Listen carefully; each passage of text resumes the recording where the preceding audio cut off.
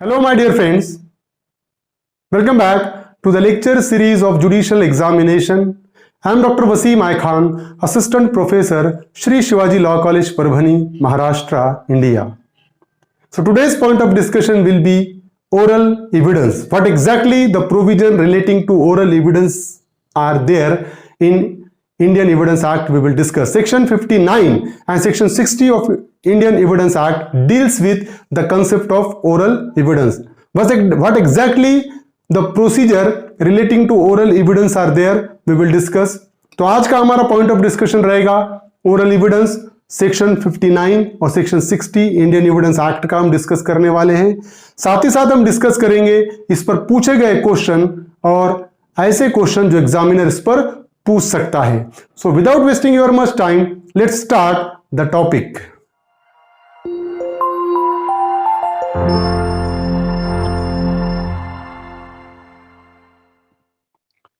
Oral evidence, Section 59 and 60 of Indian Evidence Act 1872. So, the meaning of expression oral evidence is given along with the definition of term evidence in Section 3 of Indian Evidence Act. Evidence means and includes. So, Section 3 में Indian Evidence Act की oral evidence की या evidence की definition है और evidence की definition में specifically mention किए वाला evidence means and includes all statement which the court permits or requires to be made before it by witnesses in relation to matter of fact under inquiry. Such statements are called oral evidence. तो ऐसे evidence जो court permit कर रहा है उसके सामने कुछ कहने के लिए, विटनेस आ रहा है कोर्ट के सामने, विटनेस को कोर्ट परमिट कर रहा है कुछ कहने का, तो विटनेस का जो स्टेटमेंट कोर्ट के सामने होगा that statement is comes under the category of oral evidence. The term oral signifies by word of mouth. तो ओरल का मतलब ये हो रहा है वर्ड ऑफ माउथ, जो मैं कह रहा हूं that is an oral. But in section 119 of Indian Evidence Act, a witness who is unable to speak is permitted and considered as competent to give evidence in any manner in which he can make intelligible. तो ऐसा person, section 119 ये कहता है कि ऐसा person जो बोल नहीं सकता वो दूसरे कोई मोड से अपनी बात कह सकता है, मतलब फिंगर लैंग्वेज से, साइन लैंग्वेज से वो अपनी बात कह सकता है। In R versus Abdullah, it has been held that verbal statement was held to include sign and gesture. तो R वर्सेस अब्दुल्ला इस केस में कोर्ट ने ये डिसाइड किया कि verbal statement was held to include sign and gesture. तो verbal statement में, oral statement में साइन और जेस्चर भी आएंगे। अगर कोई पर्सन अपना स्टेटमेंट साइन और जेस्चर से रिकॉर्ड करा रहा है वो भी ओरल एविडेंस में ही आएगा। अब सेक्शन 59 क्या कहता है? Section 59, title of section 59 is proof of fact bye oral evidence. All facts except the contents of document or electronic records may be proved by oral evidence. So section 59 deals with all the facts except contents of document or electronic records may be proved by oral evidence. तो जितने भी fact होंगे court के सामने, जितने भी fact आएंगे वो फैक्ट को प्रूव कैसा किया जाएगा? जनरली वो फैक्ट को ओरल एविडेंस के जरिए प्रूव किया जाएगा। सिर्फ किसको छोड़कर? अगर डॉक्यूमेंट है तो डॉक्यूमेंट के कंटेंट को ओरल एविडेंस से प्रूव नहीं किया जा सकता, डॉक्यूमेंट के कंटेंट को वो डॉक्यूमेंट प्रोड्यूस करके ही प्रूव किया जाएगा। इलेक्ट्रॉनिक रिकॉर्ड है, इलेक्ट्रॉनिक रिकॉर्ड के कंटेंट को ओरल एविडेंस के जरिए प्रूव नहीं किया जा सकता। उसको प्रूव करना है तो उसको भी कंटेंट, वो जो इलेक्ट्रॉनिक रिकॉर्ड है वो कोर्ट के सामने प्रोड्यूस करना पड़ेगा और उसके जरिए ही उसको प्रूव किया जाएगा। So section 59 deals with all facts except contents of document and electronic records may be proved by oral evidence. तो जितने भी फैक्ट है वो ओरल एविडेंस के जरिए ही प्रूव होंगे, सिर्फ डॉक्यूमेंट के कंटेंट्स को छोड़कर या इलेक्ट्रॉनिक रिकॉर्ड को छोड़कर। In general the evidence of a witness is given orally and this means oral evidence. So in general, whenever the witness is giving his particular statement before the court of law, that particular statement will comes under the category of oral evidence. तो वो oral देता है court के सामने आके तो वो oral evidence के डेफिनेशन में आएगा। The expression oral evidence therefore includes the statement of witness before the court which the court either permits or requires them to make. So the expression of oral evidence therefore includes the statement of witness before the court which the court either permits or requires them to make. तो ये जो expression oral evidence क्या है, ऐसा statement जो witness के जरिए court के सामने किया जा रहा है वो ओरल एविडेंस क्या कहलाएगा। एक तो कोर्ट उसको परमिशन देगा वो बोलने की, या खुद बोलेगा कोर्ट के सामने जाके, तो वो जो विटनेस का स्टेटमेंट है वो ओरल एविडेंस में आएगा। The statement may be made by any method by which the witness is capable of making it। तो जो स्टेटमेंट जो विटनेस दे रहा है वो विटनेस कोई भी मेथड से दे सकता है जिसके देने के लिए वो एबल है, कैपेबल है, उस तरीके से वो दे सकता है statement. A witness who cannot speak may communicate of fact to the court by sign or by writing and in either case it will be regarded as oral evidence. Suppose if any person who cannot speak, who is unable to speak, such person can make his statement by sign language, by writing, and that particular statement also comes under the category of oral evidence। ऐसा person जो बोल नहीं सकता वो तो एक तो sign language में बात करके स्टेटमेंट अपना रिकॉर्ड कराएगा या लिख कर देगा, तो ये दोनों चीजों में उसका स्टेटमेंट ओरल एविडेंस ही कहलाएगा। अब सेक्शन 59 पे 2019 उत्तराखंड जुडिशियल एग्जामिनेशन में पूछा गया क्वेश्चन है, all facts except the contents of document may be proved by primary evidence, secondary evidence, oral evidence, circumstantial evidence. तो हमने सेक्शन 59 को स्पेसिफिकली देखा कि सेक्शन 59 ये कहता है all facts except the contents of document और electronic record may be proved by oral evidence. तो correct answer is oral evidence.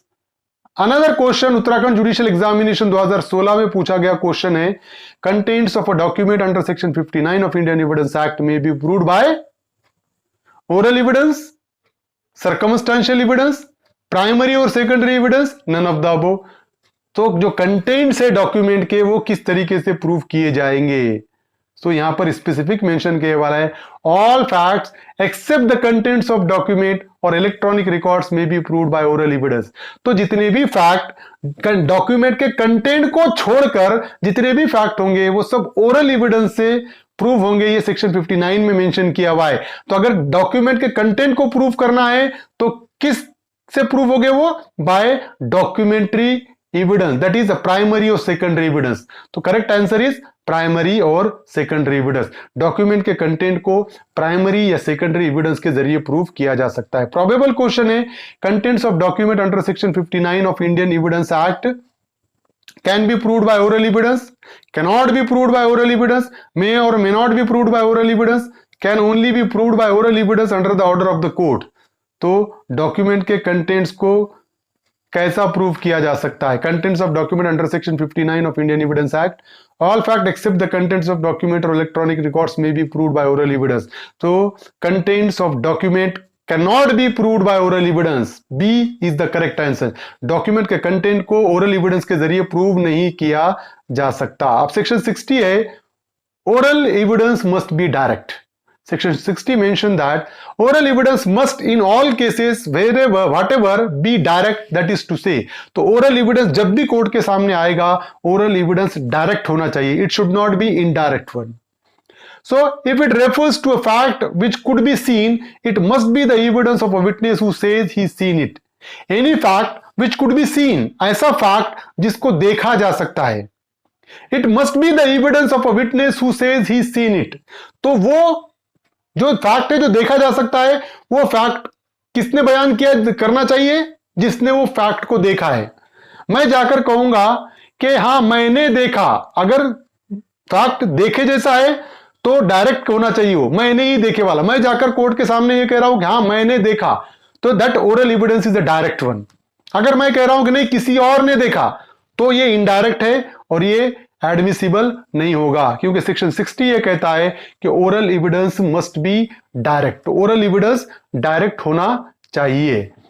It refers to a fact which could be heard, it must be the evidence of a witness who says he heard it। if any fact which could be heard, ऐसा fact जो सुना जा सकता है, किसी की आवाज सुनी, मैंने सुना और मैं कोर्ट के सामने बयान कर रहा हूं, तो मेरा जो विटनेस है, मेरा जो स्टेटमेंट है, मेरा ओरल जो एविडेंस है वो डायरेक्ट रहेगा। व्हाई? बिकॉज ऐसा फैक्ट जो सुना जा सकता है तो किसने दिया तो डायरेक्ट एविडेंस रहेगा, जिसने सुना वो जाकर अगर कोर्ट के सामने मेंशन कर रहा है तो डायरेक्ट एविडेंस। कोई और सुना और कोई और जाकर कह रहा है तो वो इनडायरेक्ट होगा. तो oral evidence must be direct one. If it refers to a fact which could be pursued by any other sense or in any other manner, it must be the evidence of a witness who says he perceived it by that senses or in that manner. ऐसा fact जो महसूस किया जा सकता है अपने senses के जरिए, तो कौन से पर्सन का एविडेंस डायरेक्ट होगा? जो ये कह रहा है कि मैंने महसूस किया, मैंने टेस्ट किया, मैंने फील किया, है ना. तो ये जो है ये डायरेक्ट एविडेंस रहेगा. तो oral evidence must be direct. तो जो पर्सन ने फील किया, जो पर्सन ने सुना, जो पर्सन ने देखा, अगर ये विटनेस दे रहा है तो उसका विटनेस डायरेक्ट माना जाएगा. किसी और ने देखा, किसी और ने सुना, किसी और ने फील किया और कोई और पर्सन जाके कोर्ट के सामने बता रहा है तो वो इनडायरेक्ट कहलाएगा.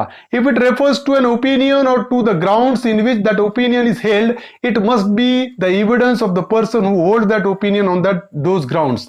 अगर कोई पर्सन अपना ओपिनियन दे रहा है कोई पर्टिकुलर ग्राउंड्स पे के जरिए, it must be the evidence of the person who hold that opinion on those grounds.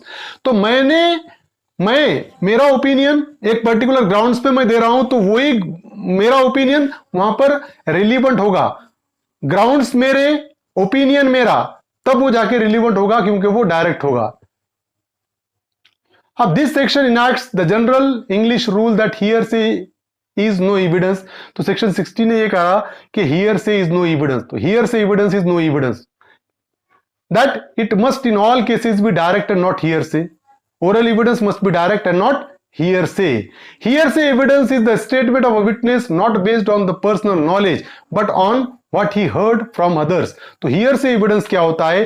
वो उसका खुद का पर्सनल नॉलेज नहीं होता है, वो किसी और से उसने सुना हुआ होता है. किसी और ने ऑफेंस होता हुआ देखा और वो आकर मुझे कह रहा है और मैं कोर्ट के सामने बोल रहा हूं कि हाँ ये पर्सन ने मुझे आकर कहा. तो मेरा जो विटनेस है, जो मेरा वो स्टेटमेंट है, वो डायरेक्ट नहीं कहलाएगा, वो इनडायरेक्ट हो जाएगा, hearsay हो जाएगा.